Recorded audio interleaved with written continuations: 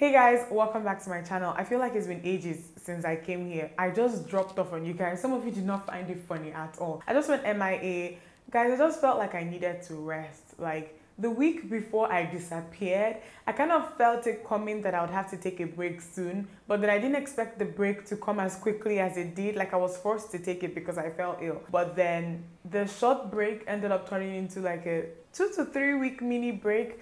But I'm glad now. I actually spent most of it working, kind of producing content ahead of time. I just felt before I disappeared that I had to get my life together. I had to get myself together. I was always running around like a chicken with the head cut off because I was struggling to meet deadlines, running about. Like, see, with this thing that I do, you have to really plan out yourself, because if you don't plan things out, something is just going to come out of nowhere and disrupt everything that you think you had under control. So that's the reason why I disappeared. I wanted to take a little break, but I am back now. I feel a lot better and I'm really excited that I'm back to filming. But the most important thing that I know that some of you have already noticed, in short, the title should say this because I'm going to put this in the title. I cut my hair. Guys, I cut it. I went back to relaxing and cutting it because I felt like it was time. There was no need. I felt at the point I was cutting it, holding on to the length like I was.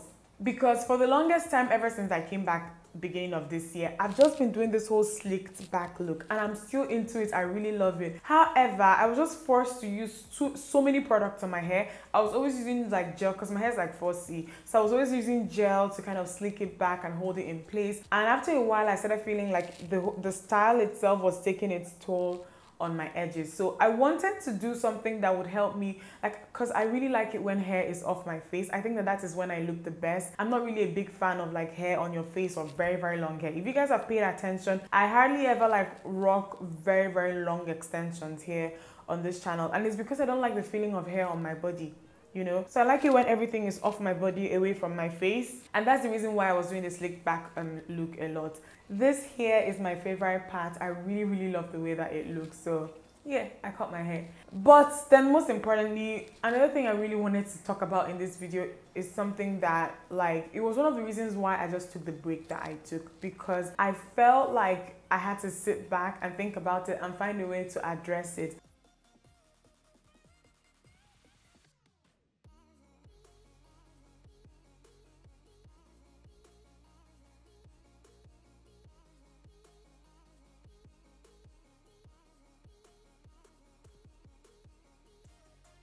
I've been getting so many messages from you people, some of them really polite, some of them not so polite, and it was from people just expecting me to review things and talk about products or use this product and use that product.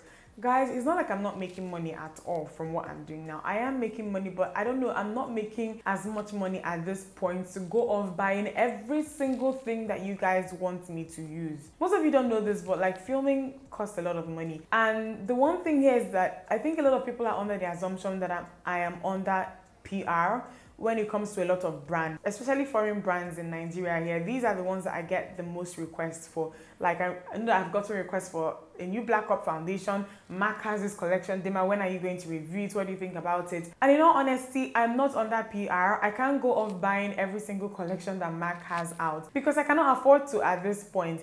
Ideally, I should be under PR when we're in a situation where things are done right, but they don't really, the way that things are done here, they just don't regard bloggers or people that do what I do as useful. Even in the beauty community, a lot of them are just looking to take advantage. A lot of them want you to go off doing things for them for free, and a lot of them just want you to do a lot of things out of gratefulness, which is weird as well. So I'm not under PR with a lot of them. And I know the reason why a lot of you will assume it, because some of you are subscribed to Kenyan, South African YouTubers, people who do YouTube in other countries in the African continent. And you guys do see that a lot of these people are under PR with some of these brands that you people request that I make videos using their products with. That's the people that know what they are doing. At first, I was really confused. I was like, why would these brands come to Nigeria and begin to do things differently? Why aren't they working with bloggers the way that they are working with bloggers and content creators and YouTubers in all these other countries? This was before I started actually talking and having conversations with other content creators that have been in Lagos longer than I have been. Because I moved to Lagos last year, ending of last year. So I started talking to other content creators, other creatives. And this was when I learned that it's not really the brand's per se, that it is the people who do PR for them, the people who kind of advise them on how to approach the Nigerian market. In all honesty, when these brands come into Nigeria, the dynamics change completely. A lot of them don't work with bloggers. You don't see them working with bloggers. You don't see them working with YouTubers. You don't see them working with content creators. They prefer to work with actresses and then people who they believe have numbers. Let's say these PR companies would rather work with an actress or a TV personality that has, let's say 100,000 followers. Let's just assume that this actress or TV personality has 100,000 followers. They would rather work with that person than, let's say, a blogger or content creator who has about 80,000 followers. And the thing here is that they are more into numbers than they should be. They should be more interested in engagement. The kind of work that we do, the way that our work is, you're going to keep answering questions on the same product forever. They're going to do so much more for you outside of the post and hashtag or whatever it is you require from them at the end of the day. And these other group of people that they like to use, they're not going to answer questions, they're not going to break a product down, they're not going to do all those things. They will not do it. They'll probably just post a picture and just say things there, but they will not break this product down, review it, make it relatable to their intended target customers. And I don't have any beef, you know, with actresses or whatever. Honestly, if I was one and these brands approach me and offer to pay me money to do any type of posting for them, I will take it. They are smart. They are smart. Take the money from them. However, the problem here is the people who do the marketing. A lot of them don't understand influencer marketing. A lot of them also don't want to take responsibility for some of the decisions that they make, because you would hear stuff, you hear some of them sometimes say, oh, we work with this blogger and we did not yield any result. They refuse to understand that you don't go and do your background research on who you decided to work with. They've not presented you with any kind of analytics. You've not looked at the amount of following. You've just not looked at how this is going to work. And because they just present themselves as a blogger, you'd be like, okay, I want to work with this person. And then when it doesn't go well, you blame every blogger. You cancel every blogger, every content creator out. And then you go and begin to tell the brands that you present all kinds of bullshit that make them think that Nigerians are just stupid. Because Nigeria has one of the biggest beauty industries in the whole of Africa, you know? And the consumer behavior that you see here, especially with the beauty community, it is similar to what it is every other place in the world. It makes me upset sometimes when I begin to think about it, because I have seen brands come into Nigeria and they leave when they don't yield results, and then you begin to look thoroughly at the way that they handled themselves when they came into the country, how they did their PR, how they did their marketing, who they decided to target, what they decided to waste their time on, and it kind of makes sense that they will pack up and leave, because these things that they are doing will not yield them any results. Guys, I've heard all kinds of things. I'm not even sure what is true or not. I've heard that these PR companies sometimes go meet brands, pitch a certain group of people, say this person has this much following, this person is this big, this person is this, that. The brands release money because you show them all these very interesting people. However, when the budget is released, they decide to go and work with people who are their friends or people who they know, or just, you know, people who they believe to be in their good graces. So it's not really about how things are supposed to work here.